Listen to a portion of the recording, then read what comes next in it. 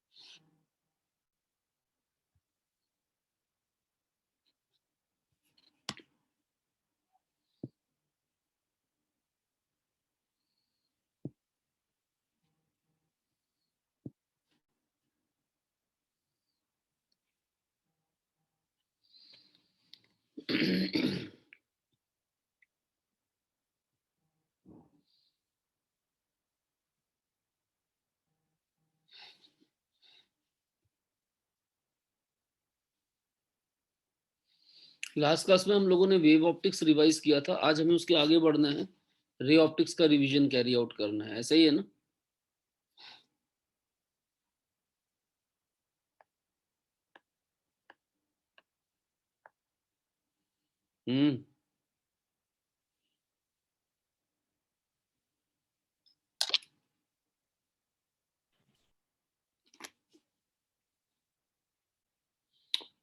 Wave optics में कोई doubt है तो बताओ बेटा।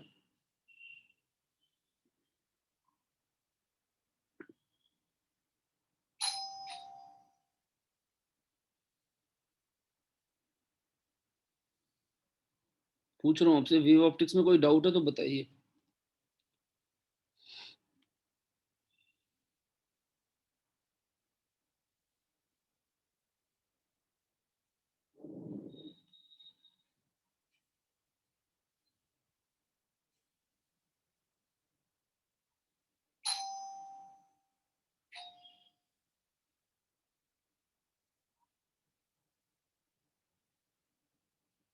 सर यंग्स एक्सपेरिमेंट वाले टॉपिक में डाउट था। तो बेटा फटाफट, इतना देर वेट कर करके बोलोगे तो कैसे चलेगा? अभी कोई क्लास में भी नहीं है, मैं वेट कर रहा हूँ सब लोग आ जाए। पता नहीं क्या कर रहे हैं आज, कुछ नेटवर्क प्रॉब्लम है मुझे लग रहा है। 1 मिनट 2 मिनट वेट करिए, सब लोगों को आ जाने दो, फिर स्टार्ट करते हैं।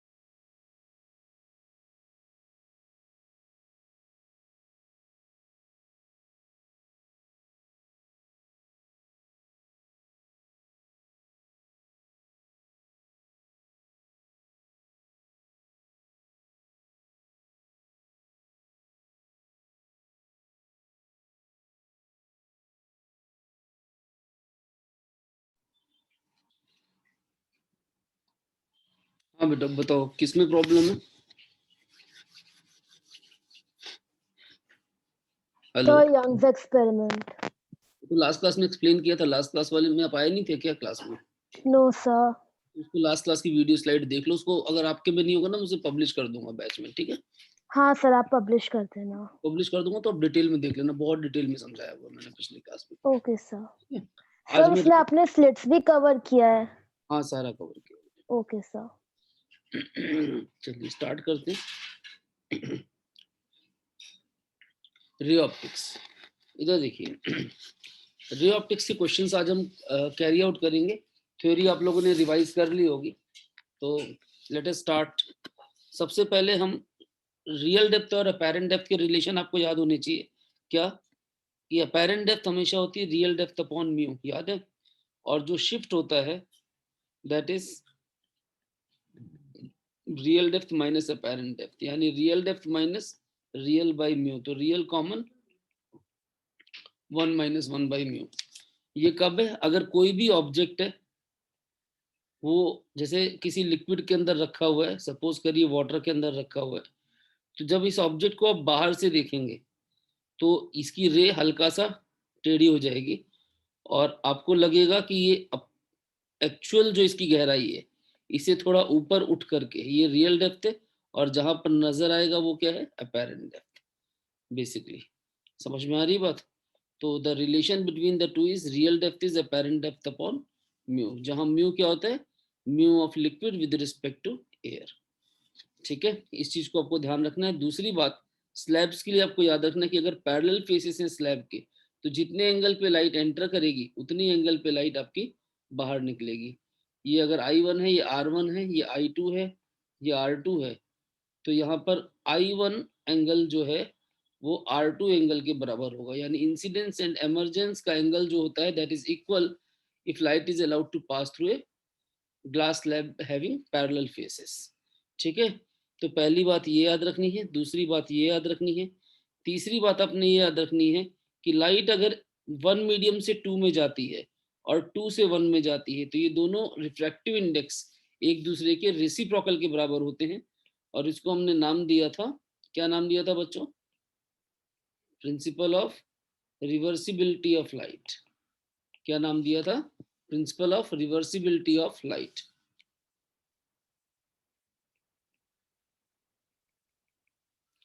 ठीक है, ये तीन बातें आपने ध्यान रखनी। इसके बाद चौथी बात ये है कि अगर लाइट 1 मीडियम से 2 में जाती है फिर 2 से 3 में जाती है तो दोनों के रिफ्लेक्टिव इंडेक्स का प्रोडक्ट फर्स्ट टू लास्ट 1 से 3 के बराबर होगा। और इसको हम ऐसे भी बोल सकते हैं 2 से 3 का जो म्यू होता है दैट इज बाद वाला अपॉन पहले वाला, and both with respect to common medium that is preferably air. तो ये चीज आपको ध्यान रखनी है। इतनी बातें आपको इस चैप्टर के फर्स्ट पार्ट में याद रखनी है क्वेश्चंस के लिए। इसके बाद आपका प्रिज्म का पार्ट, लेंसेस का पार्ट, स्फेरिकल सरफेसेस, बहुत सारे पार्ट्स हैं, माइक्रोस्कोप्स, टेलीस्कोप्स, है ना। तो ये सबसे पहला पार्ट है जो बेसिक इंट्रोडक्शन में हमने पढ़ा था। इतनी बातें अगर आप याद रखते हैं तो आपके क्वेश्चंस होने लग जाते हैं। अब आप पहला क्वेश्चन लीजिए मेरे से, इसको सॉल्व करेंगे। First question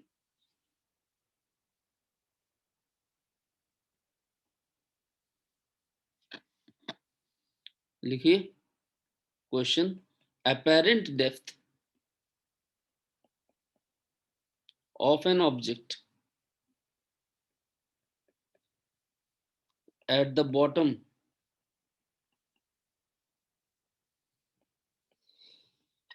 of a tank filled with liquid of refractive index 1.3 is 7.7 centimeter. Find the actual depth of the liquid in the tank. Find actual depth of liquid in the tank. निकाली और answer लिखी comment box में। Question में क्या बोल रहे हैं? Apparent depth, जो ऑब्जेक्ट की अपेरेंट डेप्थ है at the bottom of A tank, object को टैंक के बॉटम में रखा हुआ है और जिस लिक्विड को भरा हुआ है टैंक के अंदर दैट इज 1.3 रिफ्रैक्टिव इंडेक्स और अपेरेंट डेप्थ इज 7.7। कह रहा what is the actual depth of the liquid in the tank. Actual depth कितनी होगी बताइए, कौन सा फॉर्मूला लगाने जा रहे हैं? Apparent depth is real depth upon mu, तो इसका मतलब हुआ real depth should be mu times apparent depth, तो real depth should be mu times apparent depth is 7.7, multiply करेंगे approximately you are going to get 10 centimeter। Check करिए ये question, I think it is clear.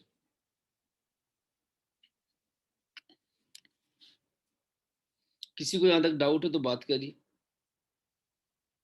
ये जो 4 points मैंने बताए हैं अभी और ये क्वेश्चन, यहाँ तक जितनों को क्लियर है अपने हाथ रेज करिए।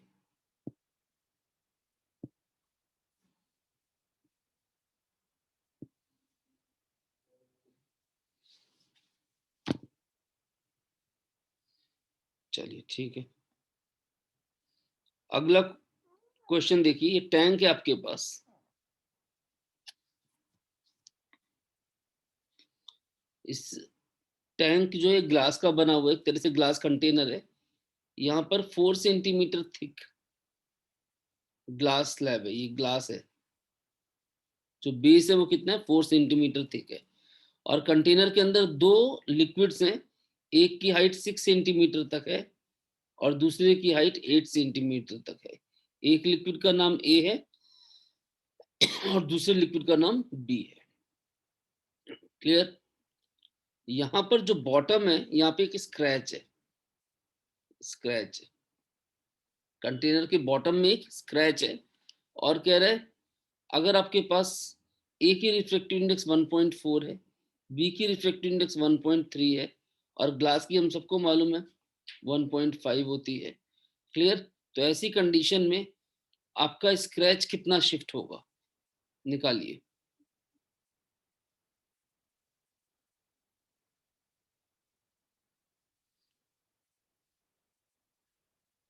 Find apparent position of scratch when viewed through the container.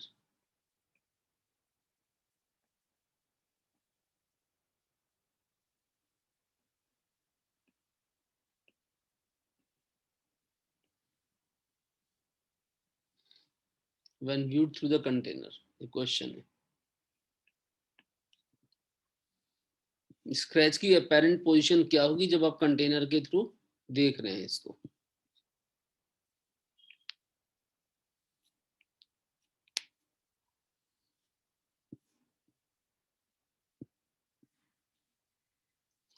Find apparent position of scratch when viewed through the container. जब कंटेनर के थ्रू देख रहे हैं तो स्क्रैच की अपेरेंट पोजीशन क्या होगी, निकालो।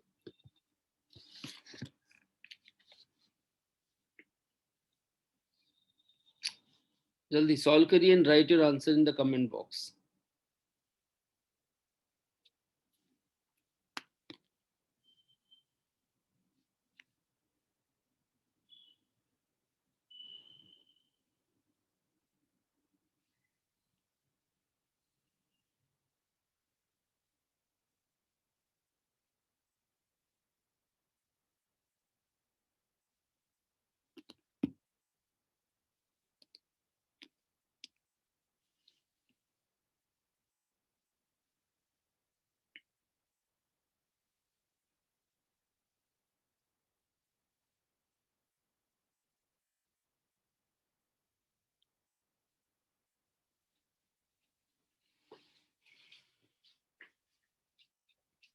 जल्दी करिए, नो आंसर स्टिल नाउ।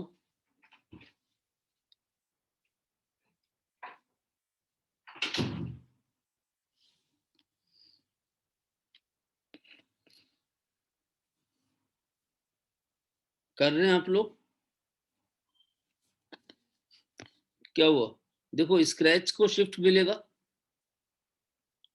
आपके पास स्क्रैच को शिफ्ट मिलेगा।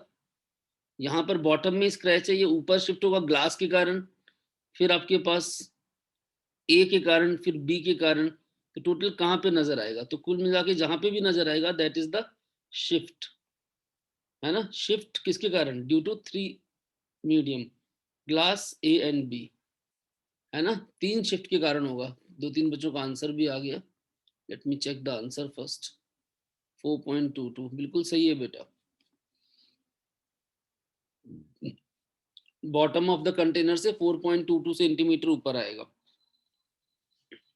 Exact answer is 4.8 centimetre. ठीक है, चेक कर लीजिए बाकी आप। इधर देखो, तो आपके पास जो शिफ्ट हुआ, टोटल शिफ्ट हुआ that is shift due to glass plus shift due to liquid A plus shift due to liquid B. अब शिफ्ट का फॉर्मूला क्या होता है? Real depth 1 minus 1 by mu, फिर real depth 1 minus 1 by mu, फिर real depth 1 minus 1 by mu. तीनों अलग अलग हैं, एक है आपका ग्लास के लिए, एक है ए के लिए और एक है बी लिक्विड के लिए। तो ग्लास के लिए रियल डेप्थ क्या है? 4 सेंटीमीटर, और 1 माइनस 1 बाई म्यू, म्यू क्या है 1.5, 1.5 यानी 3/2, तो इसको 2/3 इस तरह कर देते हैं। अगला रियल डेप्थ क्या है, अगला रियल डेप्थ है 6, 1 माइनस 1 बाई 1.4, तो इसको कर देते हैं 14/10, डेसिमल हटाते जाओ ज़्यादा इजी पड़ेगा, प्लस में 8, 1 माइनस 1 बाई 1.3, तो 13/10 उल्टा हो गया। अब देखिए इसको सॉल्व करिए, तो ये आ गया 4 1/3 प्लस में 6 4/14, देखिए प्लस में 8 3/13, यही आ गया ना, तो ये तो हो गया 2/7। तो अब आप देखें तो ये आ गया 4/3 प्लस 12/7 प्लस 24/13, इनको ऐड कर लीजिए, you will get answer as 4.89 centimetre.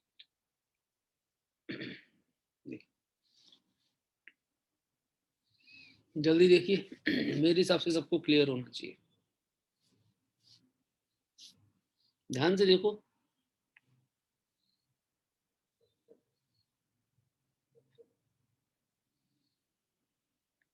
Go through it line by line, अगर कोई डाउट है तो मुझसे बात करते जाइए।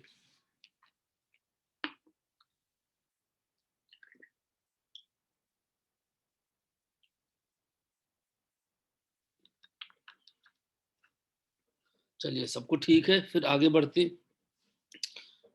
आगे आपको याद होगा कि अगर लाइट हमारी डेंसर से रेयर मीडियम में जाती है, मान लो ये डेंसर मीडियम है जैसे वाटर, और वाटर से लाइट जब एयर में जा रही है तो it will bend away from the normal, ऐसे ही होता है ना, इंसिडेंस जितना बढ़ाओगे रिफ्रैक्शन उतना बढ़ेगा, और जब आई की वैल्यू क्रिटिकल के बराबर होगी तो रिफ्रैक्शन का एंगल 90 डिग्री हो जाएगा, और अगर आई सी से भी ज्यादा हो गया तो रे वापस सेम मीडियम में बेंड होकर के वापस आ जाएगी, यानी ये फिनोमिनन हो जाएगा कौन सा बच्चों, टोटल इंटरनल रिफ्लेक्शन। कौन सा फिनोमिनन हो जाएगा, टोटल इंटरनल रिफ्लेक्शन, TIR।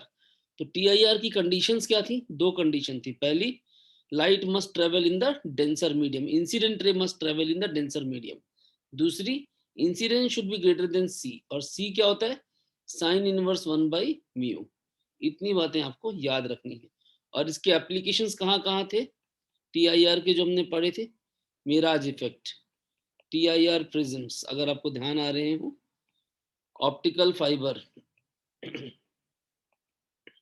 और इसके अलावा ब्रिलियंस ऑफ डायमंड, जो आपका डायमंड है, हीरा है जो चमकता है, उसकी ब्रिलियंस। क्लियर, ये चीजें हमने एक्सप्लेन की थी on the basis of total internal reflection, on the basis of total internal reflection. तो ये आपके याद रखने वाली बातें। अब देखिए इसके बाद, इसके बेसिस पे हमें कुछ क्वेश्चंस करने हैं इन चीजों को यूज करते हुए।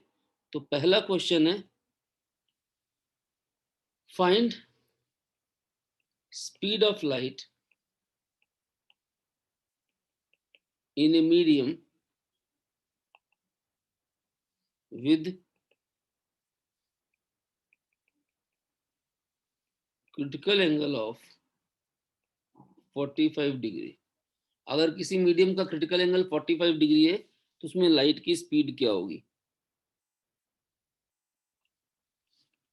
निकालिए।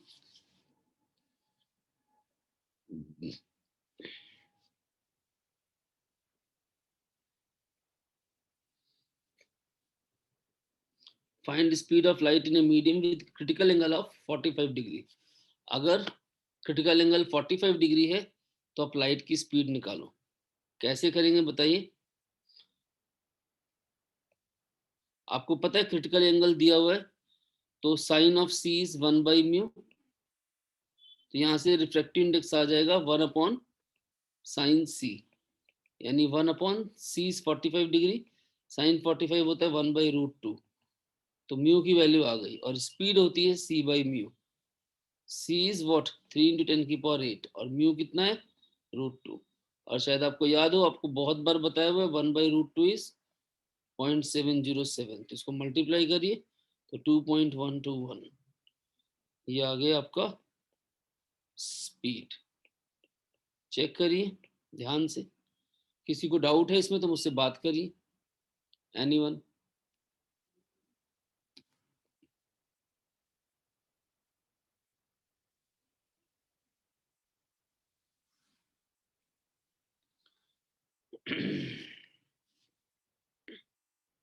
किसी को भी डाउट है, ही और she can talk to me. ठीक है, नेक्स्ट क्वेश्चन।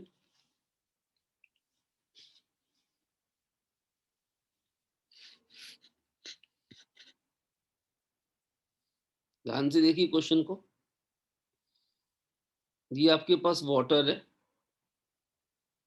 मैं डायग्रामेटिकली समझा रहा हूँ question.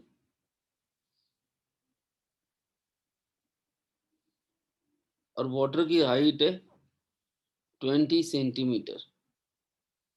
Clear? Mu is 4/3। This is water. यहां पर एक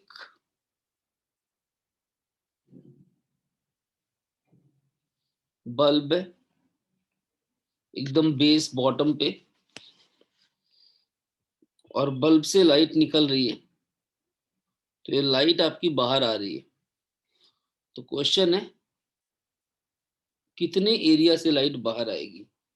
this is area of illumination, और ये कितना होगा, जल्दी फाइंड करिए।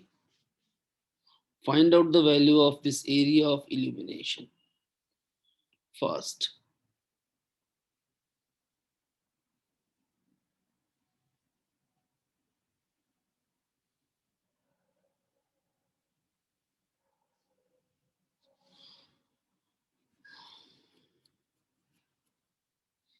जल्दी करिए।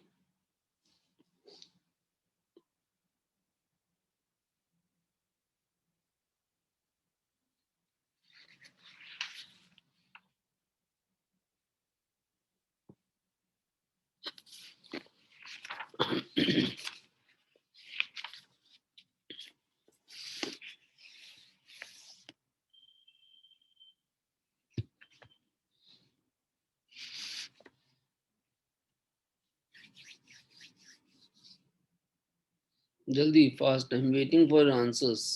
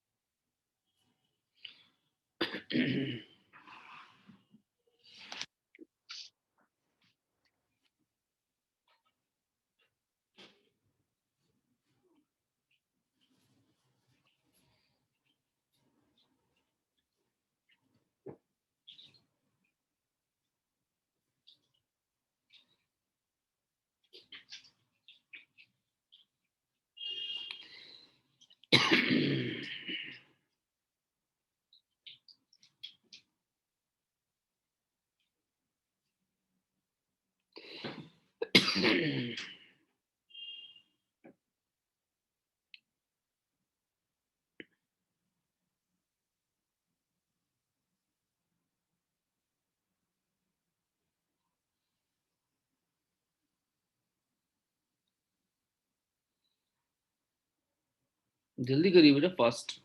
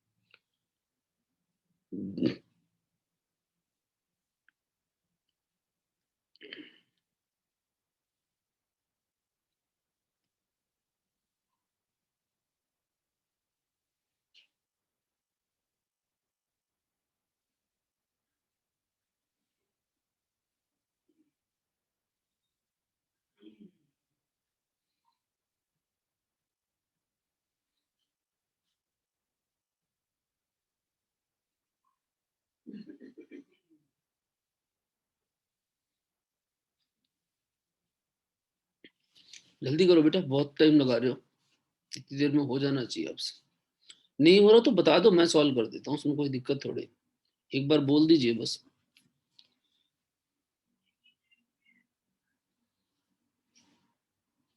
करूं क्या मैं?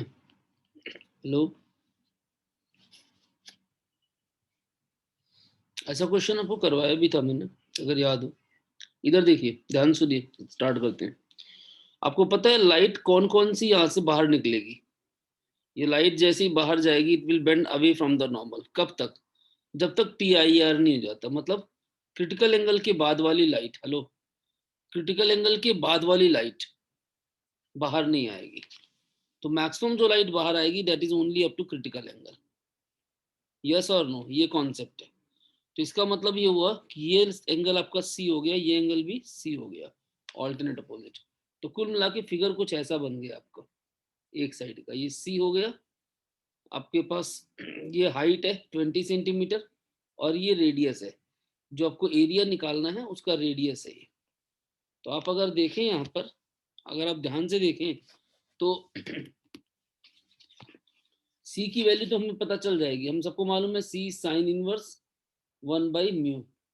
तो साइन C इज 1/μ, और म्यू कितना है 4/3, इसका रेसिप्रोकल 3/4, साइन C आ गया। अब आप यहाँ पर देखें तो tan ऑफ C की वैल्यू आ जाएगी R/H। तो R कितना हो गया? H tan C। आपसे पूछा क्या है? आपसे पूछा है एरिया। तो एरिया होगा πr², that is πH² tan square C। अब जब हमें साइन C मालूम है तो हम ट्रायंगल बना लेंगे 3/4 या √7। तो आपके पास बेसिकली tan C आएगा 3/√7। तो tan स्क्वायर C की वैल्यू आएगी 9/7, इस ट्रायंगल से आई। देखिए, चेक करिए, तो आ गया पाई, हाइट कितनी है 20 सेंटीमीटर, यानी 10⁻⁻⁴ है ना? नहीं, -2 स्क्वायर भी है बाहर, और 9/7 metre square. This is the area of illumination. Solve कर लीजिए आगे आप। Pi into 400 10⁻⁻⁴ into 9/7। I think this is clear to all of you. Final एक कैलकुलेशन, बस दैट्स इट। कितनों को समझ में आ गया यहाँ तक वो हाथ रेज करिए, और जिसको डाउट है वो मुझसे बात करिए।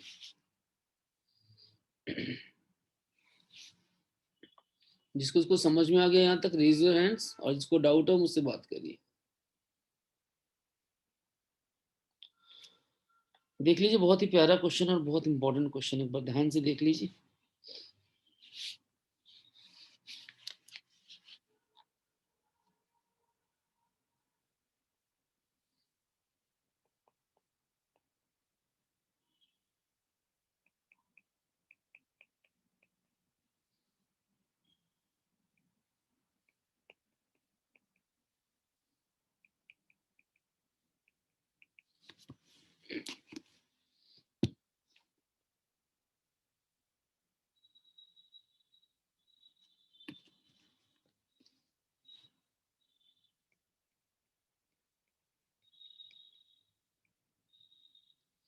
ये आ गया आपका फाइनल आंसर।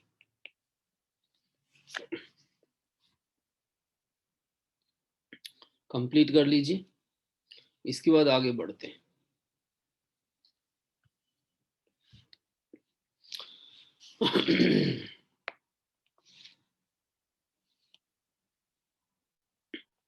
अब देखिए, आप लोगों ने पढ़ा हुआ है प्रिज्म के थ्रू जब लाइट पास करते हैं हम, इधर देखिए, प्रिज्म के थ्रू जब लाइट पास करते हैं तो इंसिडेंट रे जब पहले सरफेस को स्ट्राइक करती है, it bends towards the normal, फिर दूसरे सरफेस को स्ट्राइक करके it comes back to air, and hence it bends away from the normal.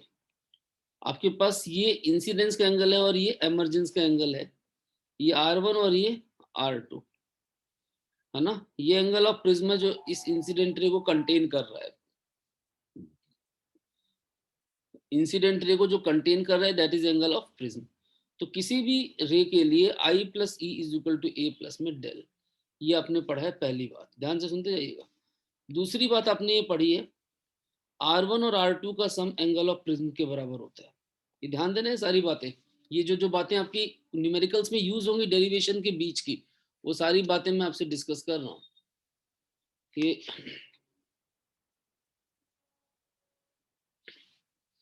R1 plus R2 ए के बराबर है। तीसरी बात, अगर हम मिनिमम डेविएशन की बात करते हैं, मिनिमम डेविएशन, तो मिनिमम डेविएशन में I और E बराबर है, R1 और R2 बराबर है। तो यहां से पता चलता है कि I की वैल्यू आती है A plus del minimum by 2 और R1 R2 की वैल्यू जो है वो आती है A by 2 minimum deviation condition में, वरना नहीं। ध्यान रखिएगा, सारे पॉइंट्स एक एक करके लिख के दे रहा हूँ। ये पहला पॉइंट है, ये दूसरा पॉइंट है, ये तीसरा पॉइंट है। चौथा पॉइंट, दिस रे थ्रू द प्रिज्म, और ध्यान सुनना, रे थ्रू प्रिज्म, जो प्रिज्म के थ्रू रे जा रही, कौन सी वाली, ये हाईलाइट कर रहा हूं मैं, देखिएगा ये वाली ray, this is always parallel to the base, this is parallel to base. कब? For minimum deviation. कब? फॉर मिनिमम डेविएशन, ध्यान देना। तो कई बार वर्ड नहीं बोलेगा मिनिमम डेविएशन, बोलेगा ray through the prism is parallel to base. अब फाइंड करो, तो आपको अपने आप समझ जाना है कि ray through the prism is parallel to base मतलब ये मिनिमम डेविएशन की कंडीशन है। पांचवी बात, इधर देखिएगा ध्यान से। पांचवी बात, रिफ्रैक्टिव इंडेक्स होती है sine I upon sine R. तो साइन आई की जगह आएगा A plus del minimum by 2 upon R की जगह आएगा साइन ए बाई 2। छठी बात, अगर थिन प्रिज्म है, पतला प्रिज्म है, फॉर ए थिन प्रिज्म, सारी बातें ध्यान से सुनिएगा, फॉर ए थिन प्रिज्म आपके पास sine I is approximately I and sine R is approximately R. तो ऐसी कंडीशन में mu is equal to I by R, तो I is equal to mu into R. और इसी को यूज किया हमने, आई की जगह है A plus del minimum by 2 is equal to mu, R की जगह ए बाई 2। तो इसका मतलब हुआ deviation is mu A minus A, तो ए कॉमन म्यू माइनस 1। तो यहां से ये कंडीशन आ जाती है। ध्यान रखिएगा, ये तो सबको फॉर्मूला रटा होता है, लेकिन आया कैसे, तो ये बीच में एक स्टेप और है, ध्यान रखिएगा क्वेश्चंस के लिए। तो बीच वाले स्टेप्स बहुत बार आ जाते हैं एग्जाम में। These 6 points you have to remember when we are dealing with the questions for refraction through a prism. इसके अलावा डिस्पर्जन के पॉइंट्स तो वो बाद में, पहले इनको देख लीजिए।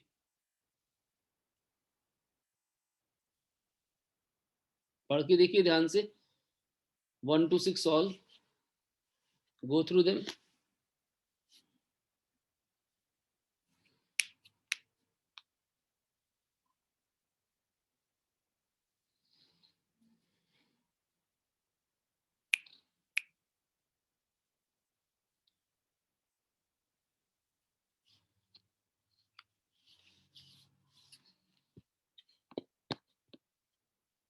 किसी भी पॉइंट में डाउट हो, you want me to explain that point again, feel free to ask beta, don't hesitate.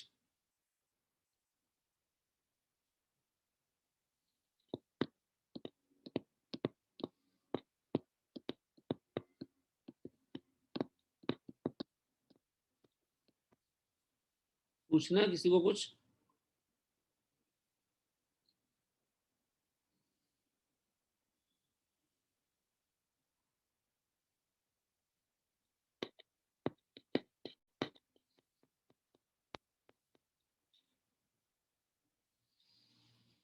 ठीक है, फिर आगे बढ़ते हैं। इधर देखिए,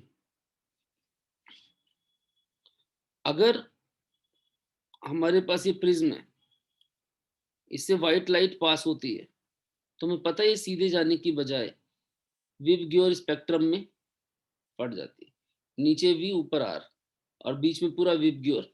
मैं बताना क्या चाहता हूँ वो सुनिए। सबसे कम डेविएशन किसका है? सबसे कम डेविएशन रेड का है, और सबसे ज्यादा डेविएशन किसका है? वॉयलेट का। तो डिस्पर्जन का कॉज एक्सप्लेन किसने किया था? कॉची ने। कॉची ने कहा था जो रिफ्रैक्टिव इंडेक्स है वो वेवलेंथ के स्क्वायर के इनवर्सली प्रोपोर्शनल है। एक्चुअल फॉर्मूला था mu is equal to a plus b by lambda square plus c by lambda 4 plus dash dash dash, जहां पर नेट रिजल्ट आता था, कंक्लूजन आता था mu is inversely proportional to lambda square, बाकी terms बहुत small हैं, क्लियर, अकॉर्डिंग टू कॉची। तो अगर हम अपनी स्पेक्ट्रम की बात करें विब ग्योर की, तो यहाँ पर रेड का वेवलेंथ मैक्सिमम था, इसीलिए इसका म्यू मिनिमम हो गया और डेविएशन भी मिनिमम हो गया। जबकि वॉयलेट का वेवलेंथ मिनिमम है, इसका म्यू मैक्सिमम हो गया और डेविएशन भी मैक्सिमम हो गया। क्लियर है, ये चीजें आपको ध्यान रखनी है। ओके बच्चों,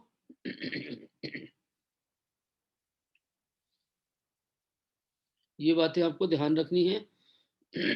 और अब जो डेविएशन वॉयलेट का है वो मैक्सिमम है और रेड का मिनिमम, तो वॉयलेट और रेड के डेविएशन में जो अंतर होता है, this is called angular deviation, a mu violet minus mu red. और जो एंगुलर डेविएशन और मीन डेविएशन, मीन का मतलब येलो कलर, यानी del v minus del r upon में डेल येलो। येलो दे रखा है तो ठीक है, नहीं दिया तो मीन वैल्यू निकाल लेंगे। This ratio is called omega, dispersive power. क्या बोलते हैं इसको? Dispersive power. तो वैल्यू आती है mu v minus mu r upon mu yellow minus 1। ध्यान रखिएगा, अगर येलो दिया है तो we have to take yellow colour as the mean colour, और अगर नहीं दिया तो ऊपर वाले दोनों की मीन वैल्यू जो है वो यहाँ पर आ जाएगी। This is dispersive power. बस इतनी चीजें अगर आप याद रखेंगे तो प्रिज्म के हर तरह के क्वेश्चन आप कंप्लीट कर पाएंगे। जल्दी से देख लीजिए इसको भी ध्यान से। कोई पॉइंट आपको नहीं समझ में आ रहा है, you want me to explain it again, I can do that for you, no hesitations required, you can always ask.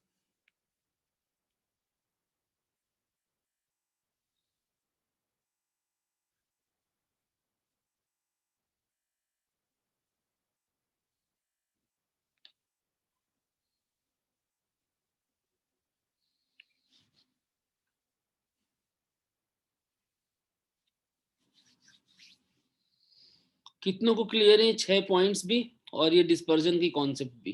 Raise your hands फटाफट, जिसको इसको क्लियर है रेज योर हैंड्स, जिसको डाउट है वो बात करते जाइए।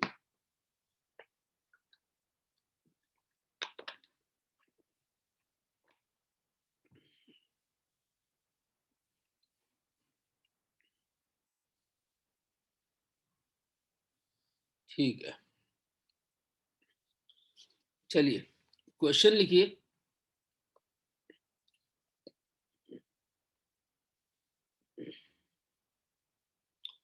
क्वेश्चन लीजिए, कह रहा है calculate refractive index of the material of prism. Question लिखिए,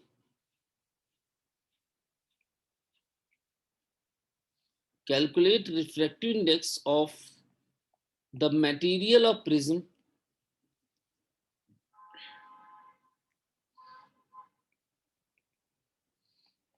with refracting angle 60 degree for which minimum deviation is 60 degree। एक ऐसा प्रिज्म जिसका रिफ्रैक्टिव एंगल 60 डिग्री है और साथ ही साथ उसका मिनिमम डेविएशन भी 60 डिग्री है, उसका म्यू निकालिए।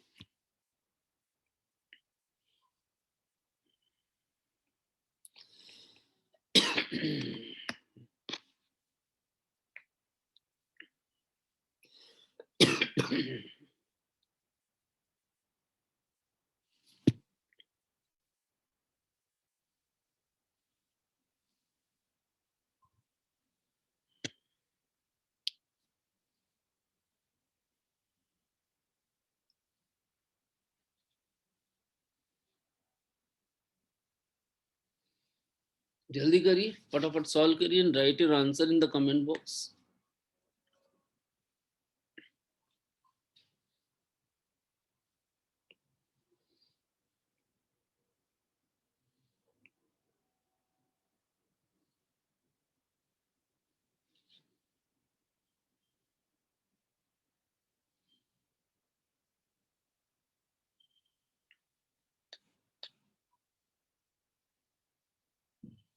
गौतम 2 नहीं है बेटा, चेक करिए दोबारा।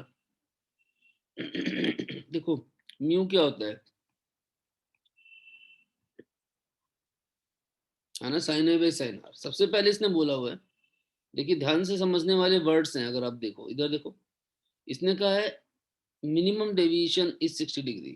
पहली बात तो डेविएशन मिनिमम है, ये ध्यान देना, है ना। तो आई की जगह क्या आता है, A plus del minimum by 2, और आर की जगह आता है ए बाई 2। तो हो गया क्वेश्चन खत्म।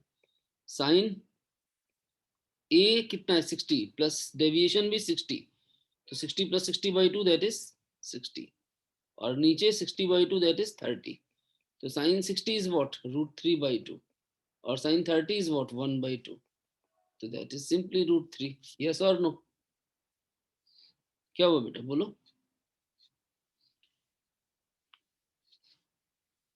आई एम आस्किंग यू बच्चे, इज दैट क्लियर?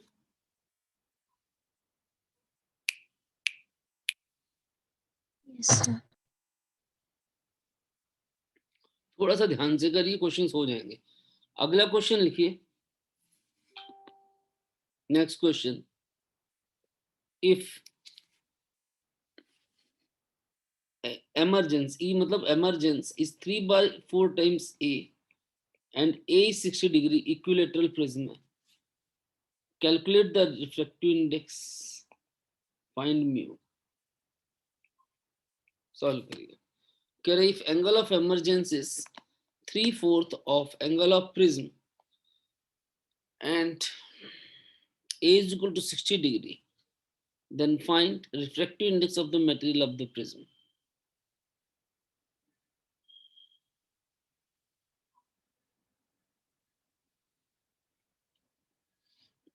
और इंसिडेंस एमर्जेंस बराबर है, ये भी बोला हुआ।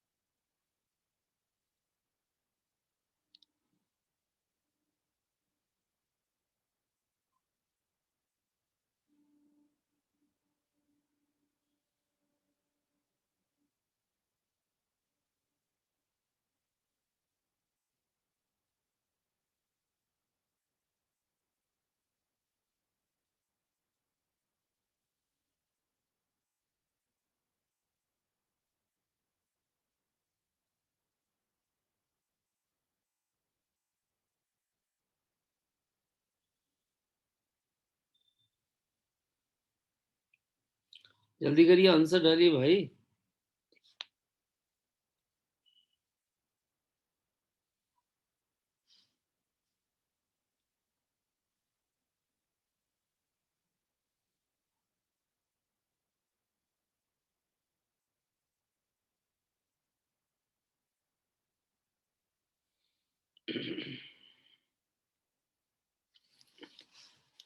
बहुत टाइम लगा रहे हो, फटाफट डालो आंसर।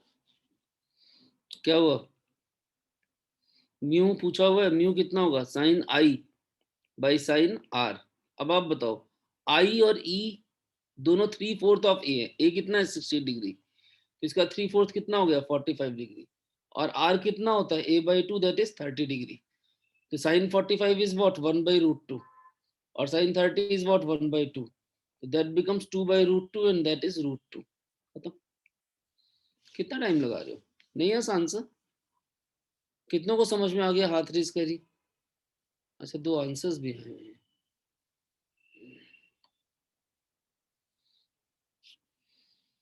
किसी को डाउट है तो पूछो, कर सकते हो यार आप, कहीं मुश्किल नहीं है।